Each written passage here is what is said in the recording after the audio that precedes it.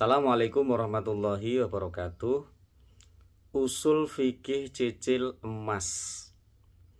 Di Saudi katanya cicil emas itu haram. Di beberapa negara juga memfatwakan cicil emas itu haram. Tapi kenapa di Indonesia cicil emas itu halal?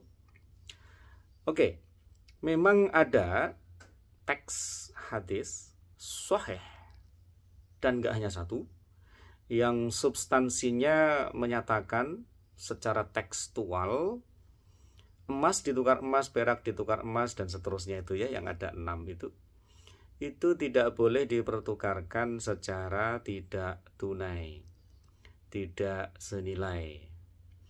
Nah, itu teks hadis. Jadi teks hadisnya memang menyatakan bahwa cicil emas itu haram. Tukar emas tidak tunai itu haram. Akan tetapi dengan berbagai metode usul fikih dan juga kaidah fikih, Indonesia fatwa di SNM UI ya menyatakan bahwa cicil emas itu halal. Berawal dari dalil yang sama ya, teks keharaman tukar emas secara tidak tunai. Kemudian menggunakan metode tahqiqul manatu, ya, mentahqiq. Ya, dulu kenapa sih Rasulullah itu mengharamkan cicil emas? Kemudian ketemulah ilat hukumnya. Ilat hukum ini pun nanti berbeda-beda. Ada al-waznu, ya. Kalau di naskah-naskah hadis yang sahih itu ada beberapa itu narasi-narasi yang menyatakan emas itu dipertukarkan berdasarkan apanya. Oke, yang pertama ilat hukumnya adalah al-waznu. Oke, sebentar ya, ilat hukum. Kenapa itu penting ya? Ada kaidah fikih al-hukmu yaduru ma'a illatihi wujudan wa adaman.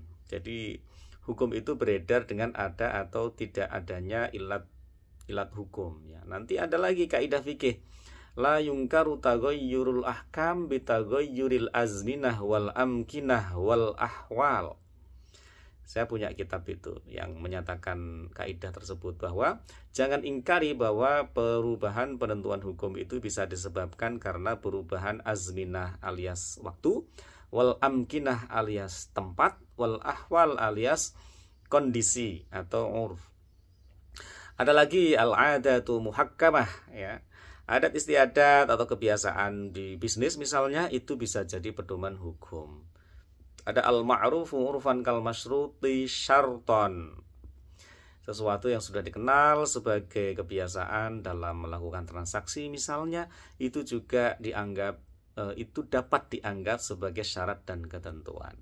Oke, dari berbagai kaidah tersebut dan juga metode tahqiqul manatu, mentahqiq dulu kenapa sih Rasulullah menyatakan tukar emas tidak tunai itu haram. Ketemulah ilat hukum, karena zaman Nabi emas itu merupakan alat tukar atau uang. Nah, kalau versi DSNM UI, ilat penentuan hukum terkait dengan posisi emas perak itu ada al-waznu dan as-samaniyah. Al-waznu itu berat timbangan ya. Berat timbangan gitu ya. Emas dipertukarkan berdasarkan apa ya? Karena timbangannya, karena beratnya. Kemudian yang satu lagi as-samaniyah, karena posisinya sebagai harga atau uang ya. Nah, as-samaniyah dipecah menjadi dua ya, as-samaniyah bil fi'li dan as-samaniyah bil quwwah. As-samaniyah bil quwwah itu menyatakan bahwa emas itu sepanjang masa ya jadi uang. Uang yang sah itu sepanjang masa ya emas gitu. Ada yang berpendapat seperti itu. Dan kalau as-samaniyah bil fi'li itu tergantung ya, tergantung posisi saman itu apa. Kalau uang yang dipergunakan secara sah di suatu negeri adalah emas, maka emas itu harta ribawi. Akan tetapi kalau uang yang digunakan di suatu negeri secara sah dan legal di negara tersebut itu bukan emas, maka emas berubah posisi menjadi sil'ah atau komoditas. Nah, dalam konteks NKRI, karena alat tukar resmi kita atau uang kita ini rupiah, baik kartal, giral, digital gitu ya. Oleh karena itu, yang menempati posisi sebagai alat tukar uang harta ribawi dari klaster thaman atau uang itu rupiah dan atau yang sejenisnya. Kemudian karena uang resmi di NKRI ini rupiah, yang itu bukan emas, maka emas berubah posisi menjadi komoditas. Karena posisi emas itu sebagai komoditas, maka emas itu diberlakukan transaksinya ya sebagaimana komoditas sewajarnya.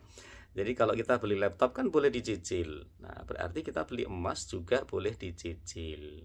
Nah, itulah kenapa DSN MUI memfatwakan bahwa cicil emas itu halal, karena emas zaman now itu posisinya bukan lagi harta ribawi, akan tetapi berposisi sebagai komoditas.